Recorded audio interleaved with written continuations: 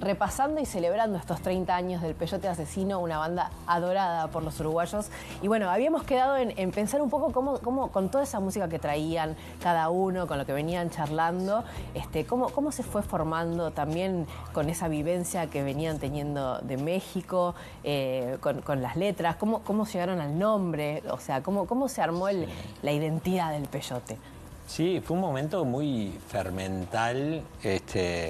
Yo qué sé, yo me estaba terminando pero educando como músico y estaba estudiando un montón de cosas teóricas, pero después la música que escuchaba y me interesaba no tenía nada que ver, el hip hop y las cosas que venían del sampleo, y aparecían unas músicas que no tenían explicación en lo que estaba estudiando, y como que ahí había como un montón de cosas por descubrir y como, no sé, fue un momento interesante para la música también, donde se rompieron barreras entre géneros, que de repente en los 80s los rockeros iban por un lado, los que hacían funk, soul y disco iban por otro, yo qué sé. Y en ese momento, comienzo de los 90s, empieza como esa fusión de géneros y más de collage, y es bien interesante lo que pasa en ese momento. Me acuerdo que, aparte de lo personal, me acuerdo que éramos muy cercanos con Santulo, y en ese momento se fue a vivir un tiempo fuera, volvió a México, fue a vivir a Nueva York. Me acuerdo de escribirnos por carta, porque no había ni mail en esa época, y conversar de las cosas que estaban pasando. Entonces me contaba, fui a un boliche y vi a John Zorn, un músico que hace jazz vanguardista mezclado con metal y no sé qué, y el otro día fui a ver a Primus, o no sé qué. Entonces, como estar muy al día también de las escenas nuevas que estaban pasando en otros lados. Y cuando volvió Fernando, que vino con una caja de discos impresionante, nada, como también eso como que nos estimuló mucho, ¿no? Claro, porque no es como ahora, ¿no? Hay que aclarar a la juventud que no es como ahora, que tenés todo ahí en internet a un clic, ¿no? A veces se estrenaban en Estados Unidos o en Europa, y a Uruguay llegaban 10 años más tarde. Sí. Claro, ese momento fue lindo para nosotros porque de ahí viene la inspiración de encontrar cosas muy distintas de lo que estaba sonando en el ámbito local y decir, che, esto es genial, tenemos que hacer algo como con rap o con esto, con esta influencia. Y de ahí vienen los primeros intentos por escribir canciones, y siempre en esa manera de componer que tiene el Peyote, que es muy colectiva, ¿no? Donde uno cae con algo, el otro cae con otra cosa, con lo que uno cae el otro se lo cambia, y bueno, y esto hay un revoltijo de cosas que es muy particular. Siempre tuvo esa manera de ser desde el comienzo, pero bueno, hubo varios intentos de cómo armar el Peyote. En un momento yo creo que cuando entra Carlos y Pepe, ahí es como que ¡pum! Consolida. Empezamos a tocar muchísimo, siendo una banda sin disco, apenas con un demo. Nada, tocamos en, no sé, decenas de pubs, boliches, por todos lados.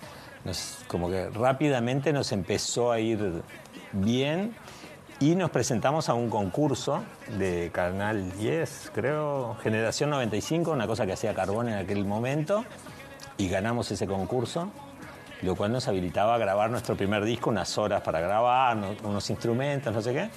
Y ese fue como realmente el siguiente año, al momento ese del Perro Azul, de la fundación y de los primeros shows, ya estábamos haciendo este disco y como muy concentrados.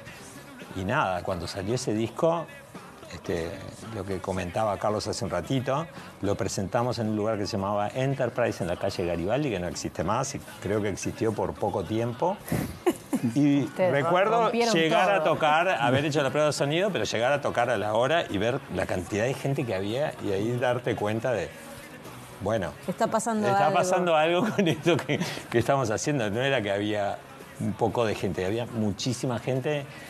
Y realmente ese disco llamó mucho la atención acá en Uruguay y fuera de fronteras, que fue lo que después nos abrió las puertas para trabajar. A mí me hace... Siempre me acuerdo de que esos años son una época en que la manera de hacer música estaba cambiando también mucho. el quiebre del inicio de los 90, en particular con el mundo del rock alternativo, que tenía como una furia, que tomaba elementos del punk, que construía las canciones de una manera un poco que tenía enlaces de acordes que no eran usuales, que tenían una manera muy directa y muy afectiva de armar las canciones y su estructura. El mundo del hip hop para mí como había cambiado muy radicalmente todo el mundo vocal. Es decir, lo que era o no era una melodía, lo que era o no era afinar, lo que era o no era una parte vocal, lo que era una letra. Abrió un camino para Fernando que fue espectacular, que él un poco se encontró y se afirmó desde ese mundo, ¿no? Donde Fernando no tenía una educación vocal de académica ni nada, pero fue encontrando porque se fue pegando a esos discos, a esas inspiraciones que hubieran. Y la idea de que podemos hacer canciones, yo me acuerdo una de las primeras que vi en un formato digital en mi vida, fue Elemental en la compu de Juan, que tenía una línea de bajo, todo eso existía en la mente de Juan, existía como un proyecto sobre el cual se empezó a construir los samples, la idea de que vos podías tomar música de acá y de allá, claro, que podías pegar, que podías copiar, que podías repetir, que podías cambiar la afinación de un audio y volverlo a un acorde, sí, sí, y otro acorde que no sabes ni cuál era, y empezamos a veces a copiar eso con acordes en las guitarras, llevar lo que pasaba con los acordes en el sampler. Hicimos como una cosa que era muy rica. Sí, muy novedosa, ¿no? Fue como una disrupción tecnológica de ese momento en la música. Entonces, claro, ahí, bueno, Juan hizo una apuesta muy, muy grande por aprender lo que venía de la música electrónica, lo que venía de grabarnos a nosotros mismos, lo que antes era absolutamente inaccesible, que para el músico estaba completamente vedado grabar, y tuvimos esa experiencia, porque grabar era conseguir plata, penosamente, no llegar nunca, tener horas y que esas horas se te terminaran, y pedirle a tu madre y tratar de sacar un préstamo porque las horas no te habían alcanzado y qué sé yo. Pero de repente vos tenías en tu casa, ¿no? Como decíamos, en vez de esa consola de 20 canales, vos tenías un solo canal, pero ese canal funcionaba. Y con ese canal vos te grababas todas las veces que vos querías y experimentabas. Sí, sí, lo que hacen hoy en día todos los chiquilines, claro, que producen reggaetón, trap y todos los géneros urbanos. Pero en ese momento era una...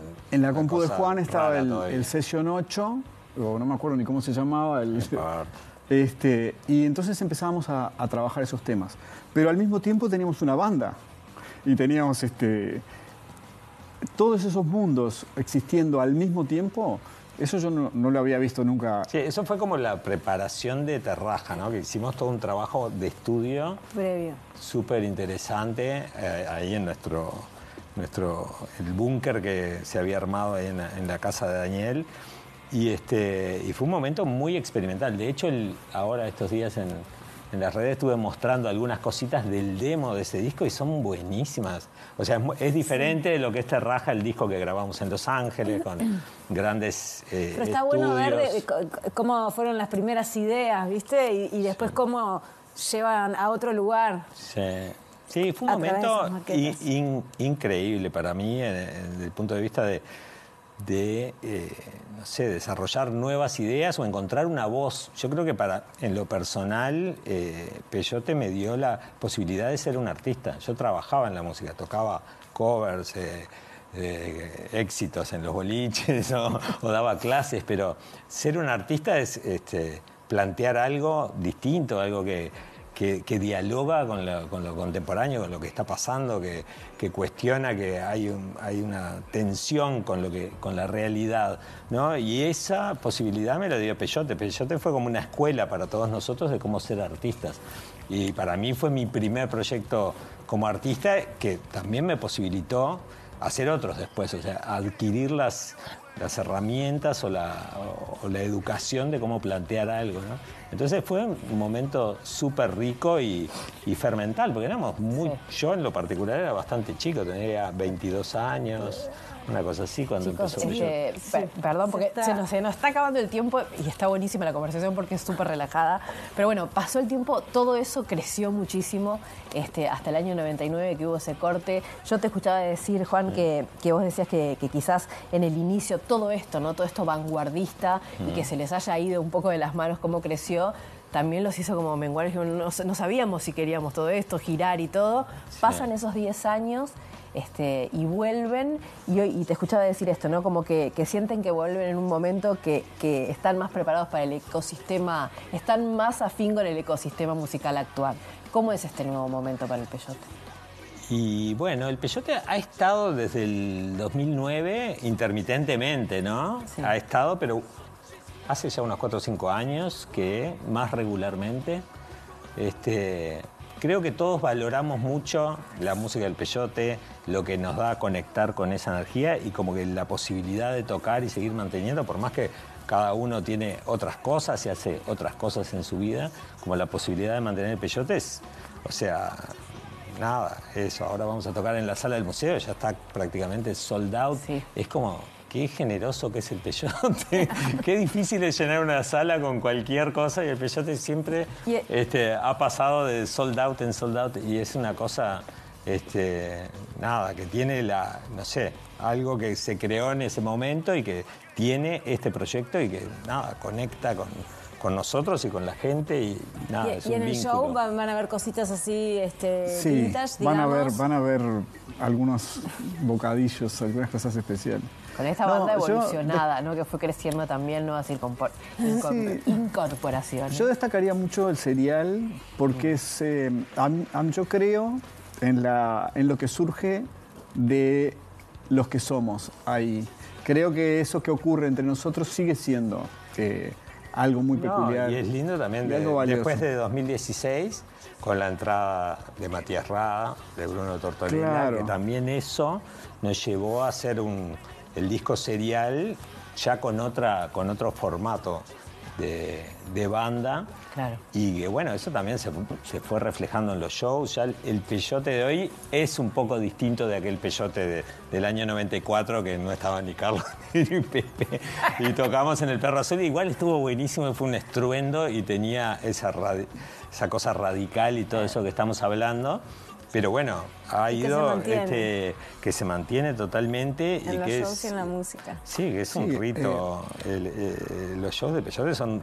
La última vez que tocamos ahí en la sala del museo, yo vi como en un momento empecé a relacionar ciertas frases musicales con el movimiento del pogo. Y era como, viste, como que había ciertos ritmos que generaban determinados... Sí. Era una cosa, viste, muy intensa, muy particular.